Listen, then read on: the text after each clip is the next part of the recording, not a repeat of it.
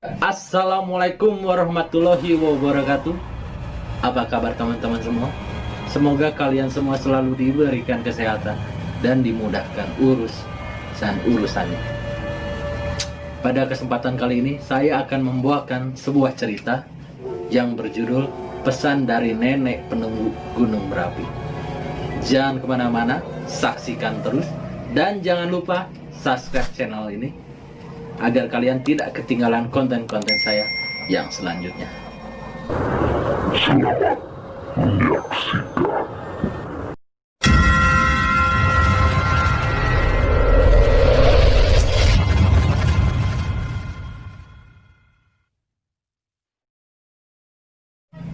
Kisah ini bermula pada akhir tahun 2016, sekitar bulan November, berawal dari ajakan gua ke sobat-sobat gua yaitu Cipto, Ole, dan Sandi buat kopdar.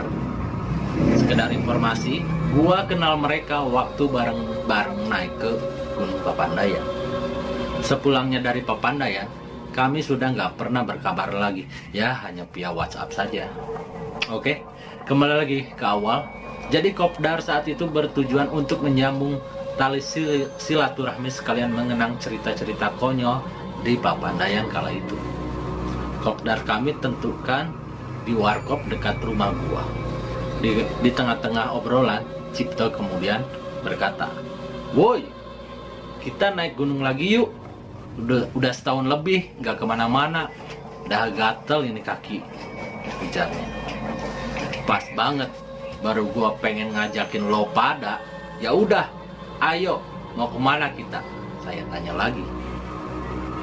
Merapi yuk. Penasaran gua sama gunung itu, kata Cipto. Usut punya usut, ternyata doi cuma sampai Jogja. Itu juga kagak ke Merapi. Mau kapan nih? Jangan Desember deh, pasti rame. Itu kan liburan akhir tahun, tanya Oleh. Januari, pada bisa nggak? Pas tuh, ada tanggal merah Sabtunya. Jumat gua bisa minta cuti dah, saran saya. Ayo buruan, lo ke Alfa dah sekarang. Gak usah lama-lama, nanti nggak kebagian tiketnya, kata Cipto. Nafsu bener, belum pada gajian coy, nanti aja sekalian. Gua cari personel lain kali ada yang minat lumayan, biar rame, oke? Dan fix lah, pada hari itu kami tentukan tanggal keberangkatannya itu pada hari Jumat, tanggal 27 Januari tahun 2017. Ceritanya, 2 orang sobat kantor gua ada yang berminat ikut di hari-hari yang udah mepet. Ternyata sekonyong-konyong, gak taunya mereka ngebatalin pada saat pada H-7 kami kopdar lagi. Kami semakin semangat dan gua rasanya tuh mulesnya karena deg-degan dan antusias. Di sana kami mulai membagikan tugas untuk bawa perlengkapan dan logistik.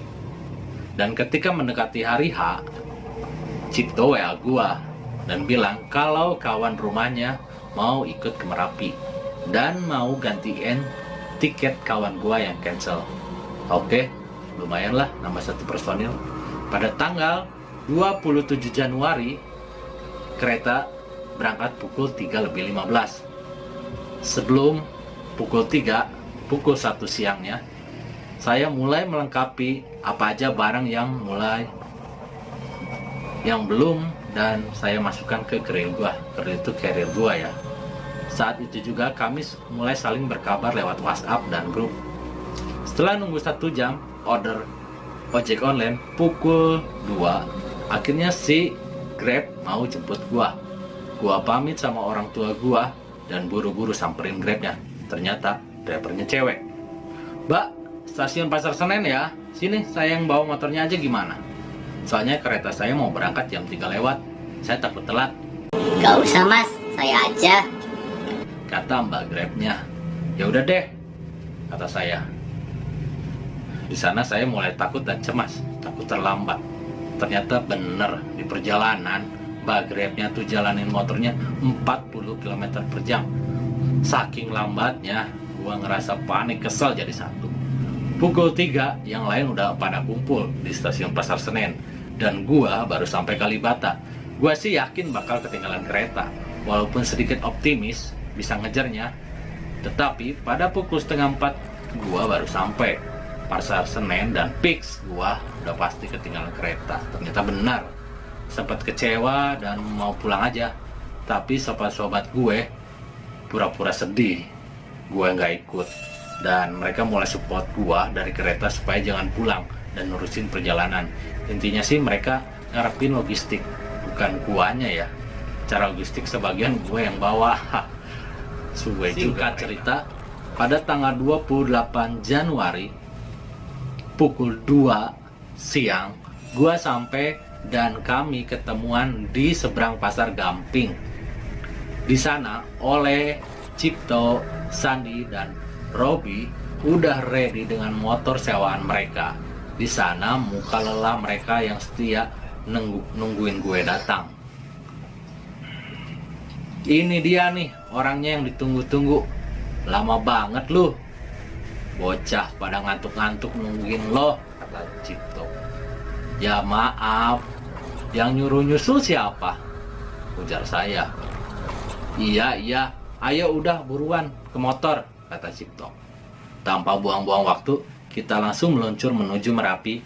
Dimulai perjalanan melewati Klaten, lalu Magelang, dan tiba di Boyolali pukul setengah 5 sore.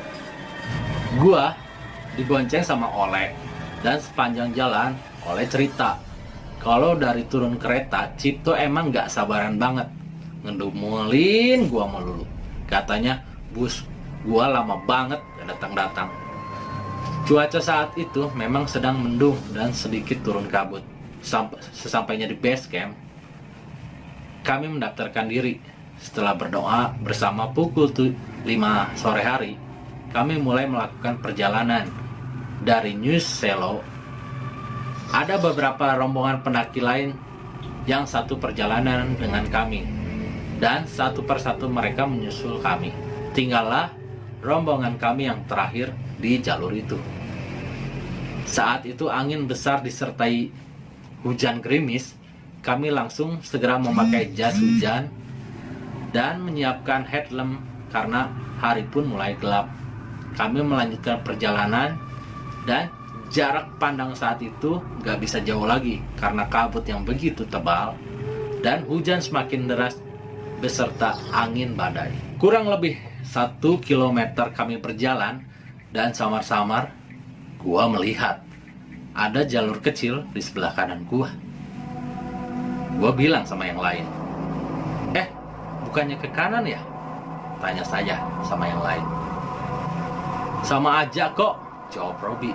Sementara Oleh dan Cipto sepertinya tidak mendengar karena mereka berada di barisan yang paling depan. Kanan apa lurus nih? Tanya Sandi. Mastiin lagi.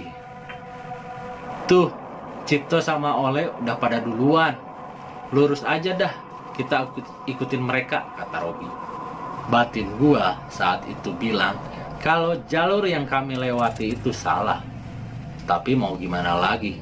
Cipto dan Oleh udah jalan agak jauh dan mulai hilang dari jarak pandangan kami yang jauh berjalan di belakangnya.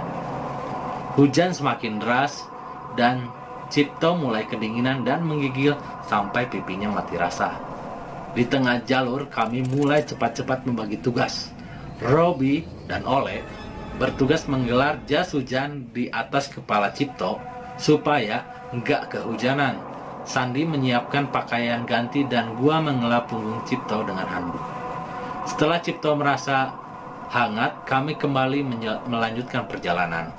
Hujan semakin deras, Cipto kembali menggigil, dan kami pun memutuskan untuk mendirikan tenda.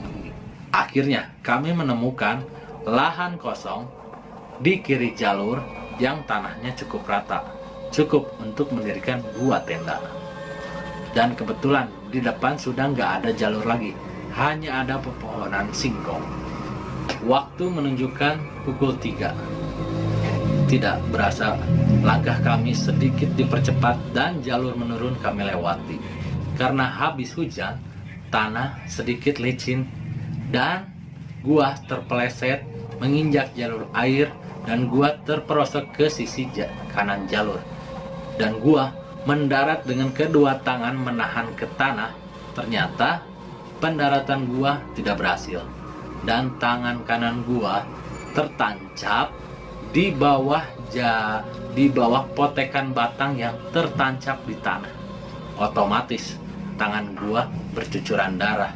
Yang lain panik karena darah di tangan gua gak bisa berhenti terus-menerus. Karena sulit mencari obat merah di carrier dalam keadaan gelap dan jalanan yang licin, sementara gua kasih ludah untuk mengurangi keluarnya darah dari tangan gua. Gua ganjel dengan tisu, tapi darah masih terus menetes. Sandi pun berinisiatif menyuruh Cipto menukar tas backpacknya dengan carrier milik gua. Akhirnya gua memutuskan untuk melanjutkan perjalanan walaupun sedikit sulit turun karena tahan gua menahan tisu di antara jari. Ketika sampai di jalur yang menghubungkan tempat kami mendirikan tenda dan jalur buntu, kami ambil kiri jalan dan memutuskan untuk tidak meneruskan perjalanan ke Pasar Bubrah. Mungkin mereka melihat kondisi gua yang payah karena menahan sakit akibat jatuh. Di perjalanan menuju New Selo, kami melihat jalur sedikit menanjak di arah kiri, dan itulah jalur yang seharusnya kita lewati. Setelah sampai di perbatasan, jalan tanah dan semen, entah kenapa rasa panik pun mulai hilang. Sampai New Solo pukul 4 pagi. Kami langsung beristirahat di warung dan bertemu para pendaki yang lain juga beristirahat di warung itu. Pagi harinya, kami saling berbincang dengan pendaki yang di sebelah kami. Ternyata bukan kami saja yang mengurungkan niat melanjutkan perjalanan, tapi banyak juga pendaki lain yang juga meneruskan perjalanannya hanya sampai pos 1, lalu turun lagi karena di atas cuaca sangat buruk. Sepulangnya kami dari Merapi, beberapa hari berselang kami berniat untuk kopdar di warung kopi tempat biasa. Kami berlima asik membicarakan kejadian di Merapi waktu itu, dan gua mulai membuka obrolan mengenai hal-hal aneh yang gua rasain ketika di Merapi. Gua mulai menginterogasi Oleh, dan Doi akhirnya ngaku kalau ternyata dari awal perjalanan kita tuh udah diikutin.